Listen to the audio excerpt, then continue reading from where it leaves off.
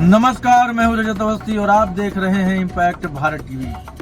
हम बात करने वाले हैं कि भड़काऊ भाषण देने की इल्जाम लगाने वाले, दुहाई देने वाले लोगों के बारे में आपको बताने वाले हैं कि असल में भड़काऊ बयान देता कौन है। बंटवारे की राजनीति जो करी जाती है, अक्सर आज के समय में अगर आप किसी से पूछोगे, किसी भी राजनीतिक दल से पूछोगे, नेता से पूछोगे, वो कहेगा कि भाई योगी मोदी देश को बांट रहे हैं। वो किसी विशेष लोगों की बात करते हैं, उनके भाषण में एक है तो सेफ है वाली बातें होती हैं, बटेंगे नहीं, बटेंगे तो कटेंगे वाली बातें होती हैं। लेकिन असल में ग्राउंड पे बांटने की राजनीति कौन करता है, ये अगर आप देखोगे किसी को मालूम है नहीं, और है भी तो वो उस पर बात नहीं करना चाहता है। आज हम बताएंगे आपको खुल कर कि ये कौन कर रहा है बांटने की राजनीति, खुलेआम कर रहा है, हमेशा से कर रहा है। एक माननीय नेता हैं, किसी पार्टी के अध्यक्ष हैं, AIMIM के अध्यक्ष हैं असदुद्दीन ओवैसी, और उनके भाई हैं। तो उन लोगों की राजनीति आप शुरू से लेकर के आप देखोगे, पहली चीज उनकी पार्टी का नाम मुस्लिम है, मुस्लिम उसमें आता है। वो केवल उसी समुदाय की बात करते हैं। अच्छी बात है, कोई दिक्कत नहीं है। अगर आपकी चॉइस है कि आप केवल मुस्लिम समुदाय की बात करना चाहते हो, आपका अधिकार है, आप उनकी बात करो। लेकिन फिर जब आप पार्टी का नाम उस समुदाय का केवल एक रिजर्व कर देते हो, उसके बाद आप फिर किसी पे इल्जाम नहीं लगा सकते कि वो बांटने की राजनीति कर रहा है। जबकि आपके भाई अपने भाषण में बोलते हैं कि 15 मिनट के लिए पुलिस हटा लो, फिर हम दिखा देंगे क्या होता है। उसके बाद आप किसी भी तरह से ये इल्जाम नहीं लगा सकते दूसरों पे कि वो बांटने की राजनीति कर रहे हैं। उसके बाद आपका हर भाषण आप देख लो जिसमें भड़काने वाली चीजें होती हैं, अलगाववादी बातें होती हैं, फिर आप इल्जाम नहीं लगा सकते दूसरों पे कि कोई भड़काने की राजनीति कर रहा है। अब हम आपको एक रिसेंटली मामला बताते हैं। रैली को संबोधित कर रहे थे कौन? असदुद्दीन ओवैसी जी रैली को संबोधित कर रहे थे। उस रैली में उनको एक नोटिस आया पुलिस का कि भाई आप भड़काऊ भाषण देते हैं, उस पर उनको नोटिस मिला। उसके बीच में उन्होंने घड़ी देखा, लोगों को इशारा किया और बोला अभी 15 मिनट हैं। इसको उन्होंने कहां से जोड़ा, इस 15 मिनट वाली बात को अपने भाई के उस भाषण से कि 15 मिनट के लिए पुलिस हटा लो, हम दिखा देंगे, हम करके कर देंगे। जो भी था उनका भी एक थ्रेट था, पुलिस हटा लो, हम दिखा देंगे हम क्या। उससे इन्होंने जोड़ा, ऐसा कहा जा रहा है। और उनके जो हावभाव थे उस समय के, साफ पता भी चल रहा था कि उन्होंने उसी मुद्दे से इस पूरे मामले को जोड़ा।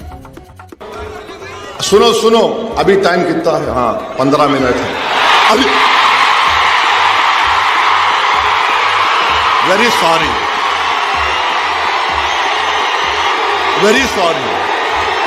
9:45 देखो, 9:45। अरे तो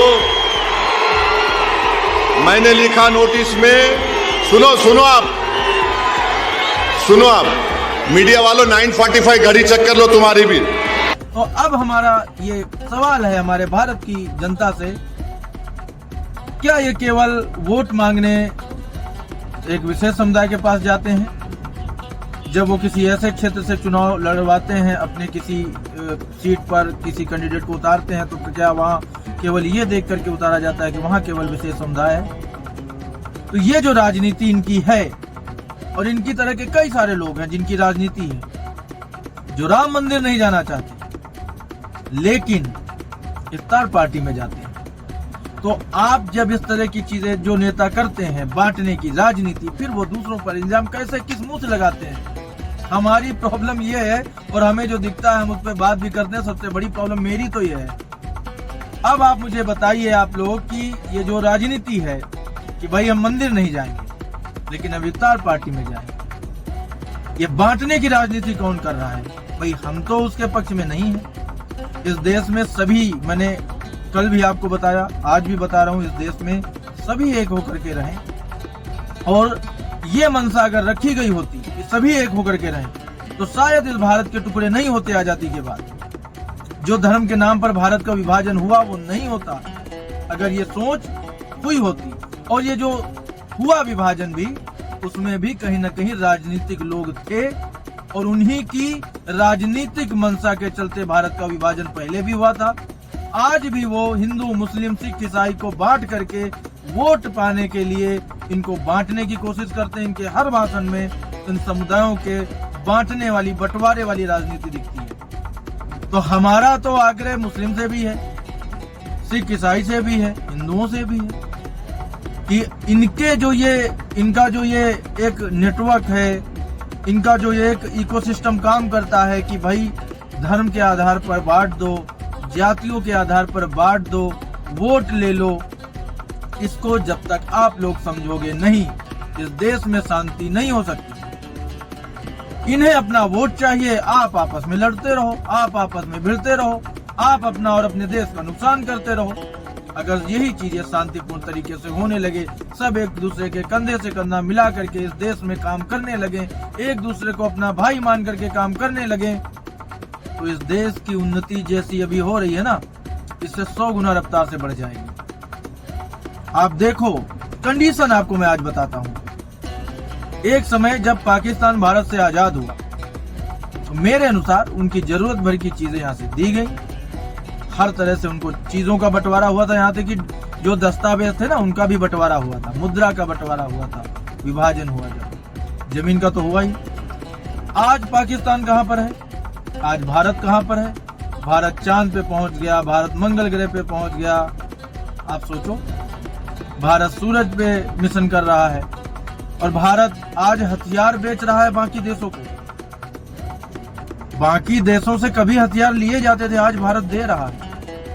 तो ये सारी चीजें संभव हुई हैं और उसका सिर्फ एक ही रीजन है कि सही ढंग से काम हुआ और सही दिशा में काम हुआ। वहीं आप पाकिस्तान की बात देख लो, अभी पिछले दिनों वहां पे कितने धमाके हुए, हमले हुए हैं। क्या वो पाकिस्तान की आम जनता जो है उसका उसमें कोई कसूर आपको नजर आता है क्या? उनकी जानें नहीं है, उनकी जानें गई कि नहीं गई? और ये क्यों हो रहा है आप सबको नहीं पता है क्या? क्या इसके पीछे राजनीति नहीं है, राजनीतिक लोग नहीं है इसके पीछे? वो भी तो इंसान है ना, जो पाकिस्तान में रहती है आम जनता, वो भी तो राजनीति और वहां की आर्मी की जो तानाशाही है उसकी भेंट चढ़ रही है। क्या ये होना चाहिए? हम तो विश्व शांति की बात करते हैं, मैं भी करता हूँ विश्व शांति की बात। विश्व में शांति होनी चाहिए, रूस और यूक्रेन का युद्ध रुकना चाहिए, रुकना चाहिए। इजराइल को भी रुकना चाहिए, सभी जगह रुकना चाहिए। तो ये हम इस पर बात करते हैं, हम ये बात नहीं करते कि चीजों में क्या है क्या नहीं है। हम तो सबकी शांति की बात करते हैं, क्योंकि करनी ही चाहिए, सभी को शांति की बात करनी चाहिए। ये जो चीजें हो रही हैं आप देखो, उसका दुष्प्रभाव इन्वायरमेंट पे भी पड़ रहा है। जो युद्ध हो रहा है उसका प्रभाव विश्व की इकोनॉमी पर पड़ रहा है। बहुत सारे, मतलब कहीं भी किसी भी देश के बीच में अगर युद्ध होता है तो उसका प्रभाव पूरे विश्व पर पड़ता ही है, किसी एक पर नहीं पड़ता। और ये चीज जिस दिन समझ में आ जाए लोगों को, ये बहुत खूबसूरत धरती है, इसको थोड़ा सा इसकी केयर करने की जरूरत है। युद्ध करने की जरूरत नहीं आज के टाइम पर, हमारा ऐसा मानना है। फिर हम लौट के आते हैं अपने देश भारत में। तो जो ऐसे नेता हैं जो इस तरह के भड़काऊ भाषण देते हैं, पब्लिक, आम जनता जो है, उन्हें उनका बाइकआउट करना चाहिए, मेरा ऐसा मानना है। जो लोग आपको चुनाव से पहले बांटने की कोशिश कर रहे हैं, भड़काने की कोशिश कर रहे हैं, आप खुद अंदाजा लगाओ जीतने के बाद उनका क्या रवैया होगा। बोलो आप, क्या उनका आप सोचो दिमाग में, उनका रवैया क्या होगा। अभी तो वो वोट मांग रहे हैं आपसे, जीत गए फिर क्या रवैया होगा। उनका रवैया ये होगा कि वो आपको फिर तोड़ेंगे, बांटेंगे और मजा करेंगे। उनको तो अपनी सीट चाहिए, उनको तो नेता बनना है। किसी का सपना सीएम बनने का है, किसी का सपना पीएम बनने का है। इस देश को संवारने का सपना तो कब का भूल चुके हैं लोग। और अगर कोई प्रधानमंत्री आकर के इसको सही करने की कोशिश करता है तो उसे क्या क्या गालियां नहीं दी गई। किसी दूसरे देश में सर्वोच्च पद पर बैठे नेता, प्रधानमंत्री हो या राष्ट्रपति हो, उनको कोई भी व्यक्ति गाली दे करके दिखा दे, उनके बारे में अपशब्द बोल के दिखा दे, क्या हासिल होता है उसका। हमारे भारत में नहीं होता। हमारे यहाँ का प्रधानमंत्री तो बोलता है कि लोग हमें गालियां देते हैं तो उससे मुझे और ताकत मिलती है कुछ अच्छा करने की। हमारे यहाँ का प्रधानमंत्री जब पीएम बनता है तो 100 दिन की गाइडलाइन, 100 दिन का टारगेट रखता है कि मैं 100 दिन की प्लानिंग लेके पहले से बैठा हूँ, मैं 100 दिन में ये काम करके दूंगा, और करके देता है, कमिटमेंट पूरा करता है। और एक तरफ वो झूठी पार्टियां हैं जो वादे पे वादे करती हैं और लोगों को हिंदू मुस्लिम में बांटती हैं, और उसके बाद वोट लेकर के ना उन्हें हिंदुओं से मतलब होता है ना उन्हें मुस्लिमों से मतलब होता है।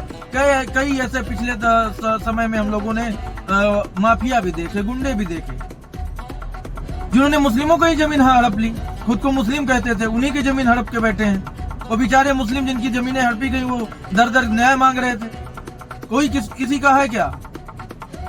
अगर कोई सत्ता पा जाता है, कोई अपना वर्चस्व बना लेता है, तो क्या वो अपने धर्म के लोगों को भी देखता है क्या?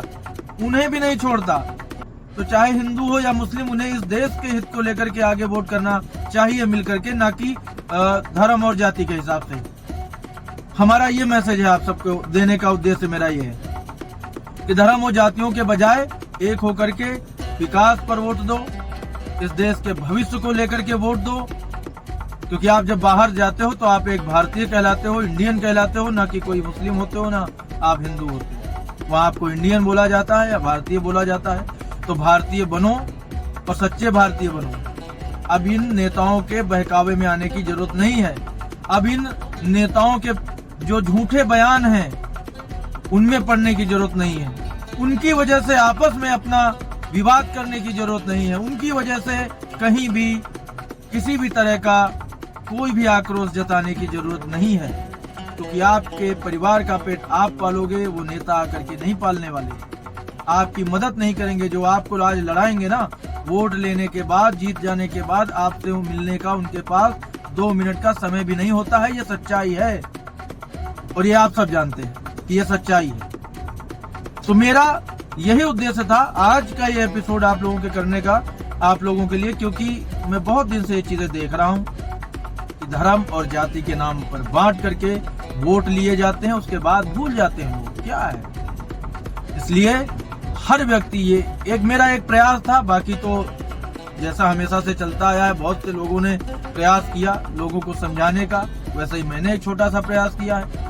अब इसको कुछ लोग सही तरीके से लेंगे, कुछ अपने तरीके से लेंगे, किन्हीं को सही लगेगा, कुछ को गलत लगेगा, वो आपकी चॉइस है। मैं एक भारतीय होने के नाते अपना धर्म निभा रहा हूँ, मैं एक जर्नलिस्ट होने के नाते अपना धर्म निभा रहा हूँ। अगर आपको मेरी बात समझ में आएगी तो आप गंभीरता से सोचोगे और हो सकता है उससे कितना बड़ा बदलाव हो जाए, जो कि होना चाहिए।